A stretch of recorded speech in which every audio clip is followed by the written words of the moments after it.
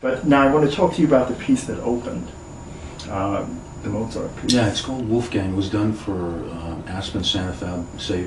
It was done for Aspen Santa Fe Ballet, and I used some of the most beautiful Mozart overtures of operas to just. I wanted to do some really kind of modern edge movement mixed with ballet. That was my thing, to show it with just a slight contemporary flair. And it's really physical work, and it's done with dancers disappearing. I have wings upstage and on the side. I think the thing I like about it is it's introducing that music again, which is kind of a slightly contemporary look to it.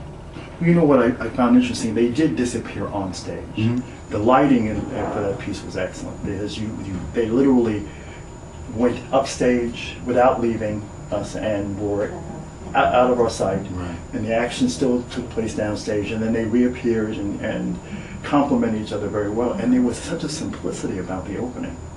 The movement for 6 and how the body is just simply, a lot of it was just how you walk them through each other. And it's very symmetrical. And I think that just that it has this feeling of classical and modern together. And I always like to introduce Mozart to new audiences, and so we play a lot for children, for kids, college kids, or whatever. I always am looking for ways to let them hear that beautiful music, because they don't. And I'm going to say something. It's the most incredible music. It's beautiful. It really is, and the pieces that you picked were exceptional. And I also loved how the roundness and the shape, and how you were able to almost do a counterpoint with the music without having to be staccato. Thank you, man.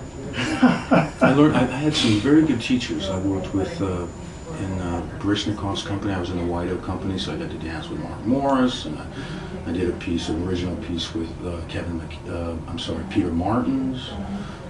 I worked with Paul Taylor, I worked with Momix. It's such a mix of things, so that I'm kind of like a mix of all those.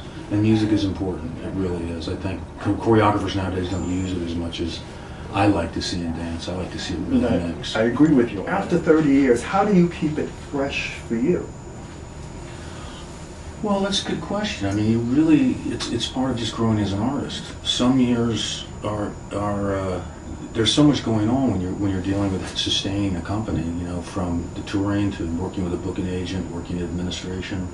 There's more to it. So I'm just learning now how to free myself up as an artist, because I've been bogged down a little bit with administrating. And all you younger choreographers, you got to have business sense, but at the same time, you have to be careful that it doesn't overwhelm you. And that's what I'm doing right now, is I'm just working on ways to find a way to be ultra creative.